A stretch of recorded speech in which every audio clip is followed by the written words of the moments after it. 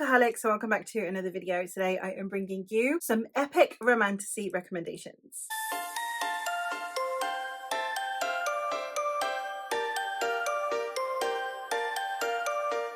I started doing a series here on my channel where I'm talking about women in SFF, and today we're talking about epic romantasy. By that I mean more than anything romantasy that isn't within the normal trends that you have of romantasy, and no shade to those, like I'm a Sarah J Maas fan, but they're a very different tone compared to what fantasy readers oftentimes read, and I wanted something that had a closer approach to what we'd normally read in epic fantasy, at least tonally, for this video. Let me know if you want me to do one on like traditional romantasy as well. I'm more than happy to do one, but I know that it's a mostly women dominated genre anyway, so it's not like the others where it's mostly male dominated. This is more just highlighting women who are writing in romantasy who maybe have a slightly different tone to what you usually expect from romantasy, that people who are stepping in from the fantasy genre might be interested in. Hopefully that some men will pick up if they're wanting to dip their toes into romantasy as well. So let's go see which ones I am going to talk about.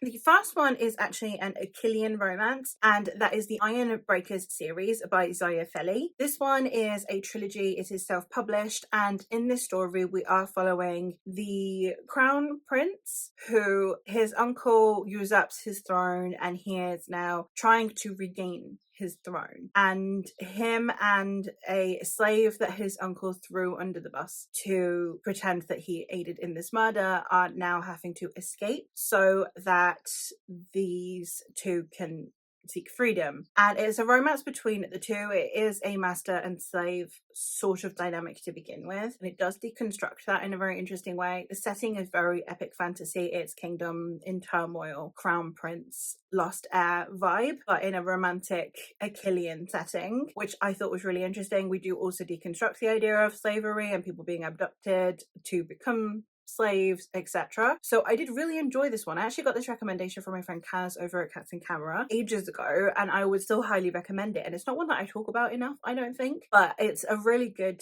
trilogy, and I do really like this author's writing. I've read their other duology as well, but I prefer this one, and this one is definitely more adult. We do have some sexy times in there, but it's not too much. It's not quite so intensive on page as you would normally get in some of the spicier romances. So if you're looking for spice, maybe this is not going to really do very much for you, but if you're okay with a bit of spice, or if you aren't fussed either way, then I think that this would be a great one for you. On the complete opposite end of the spectrum, with zero spice, we have Miss Percy's Pocket Guide series, or Miss Percy's Guidebooks series, I think is the name of the trilogy, by Quenby Olsen. This one is a trilogy. It's Regency era, but with dragons. And we have Mildred Percy, who is a spinster who inherits a dragon egg, and the dragon egg hatches, and then we also have a romance between her and this vicar that is helping her out, and it's how she discovers the first dragon in England. It's a relationship between the two. It's adventure, it's adorable, and if you're wanting some Regency, if you're wanting that like light academia vibe as well, where we're investigating something, in this case we're investigating dragons and learning about dragons, I would also highly recommend this one. Loved it. The next one that I have is the Heartstone trilogy by L. Catherine White. This one is a Pride and Prejudice retelling series. Well, the first book is a Pride and Prejudice retelling, the rest kind of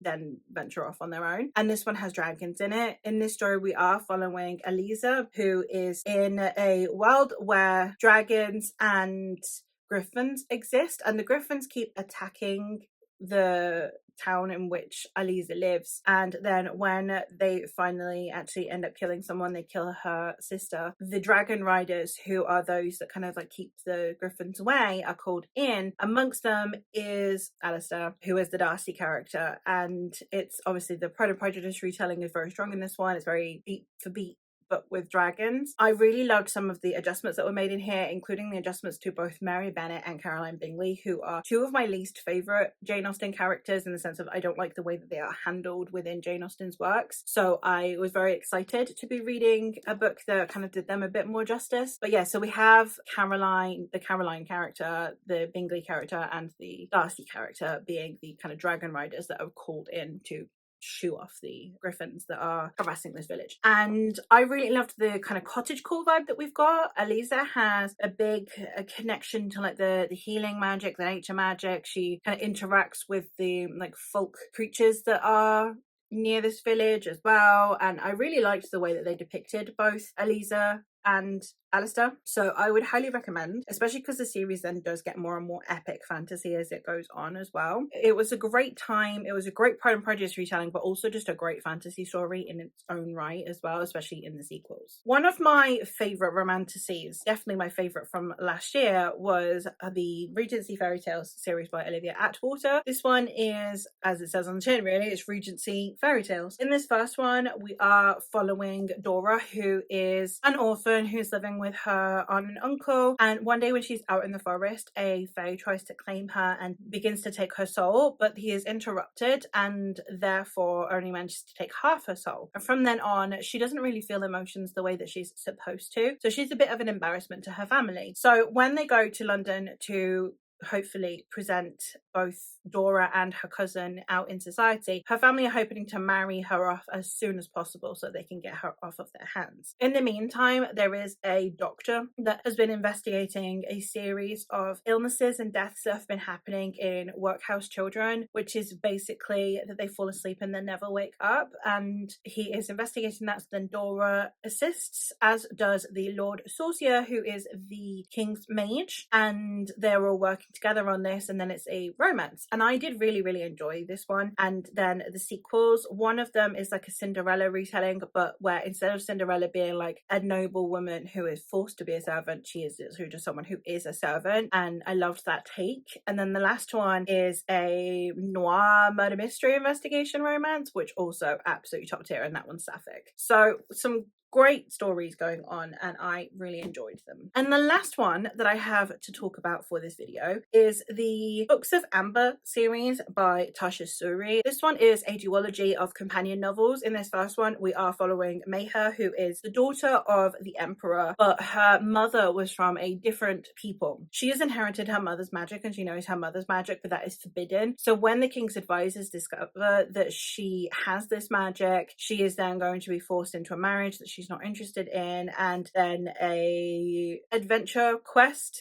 ensues. And then in the sequel, we are actually following her sister, who in the first one doesn't really stick up for Mayher as much, and it was an interesting story, I suppose, because I really liked the way that we kind of angled the two sisters, and it wasn't a pitting women against each other fest, which was fantastic. I really loved the love interests in these because they're incredibly respectful. Like, it's not, I appreciate that we've kind of romanticized the idea of men being a bit forceful with their romance, and while I appreciate that has a time and place, it was absolutely lovely to read a story that is like epic fantasy, old world story that had these men being incredibly respectful and mature about these women's emotions and feelings and what they're going through. And I really loved the relationship between the two. So I would highly recommend checking these out. They're a bit slow paced and the pacing can be a bit odd in these, so I appreciate that they're not for everyone, but it was absolutely gorgeous and I really appreciated them. But that's all for this video, so thank you ever so much for watching. Let me know what some of your favourite, more unique, unusual tellings or more like epic romantasy stories that you've read are. And that is all from me for today, so I will hopefully catch you in another one soon. Bye!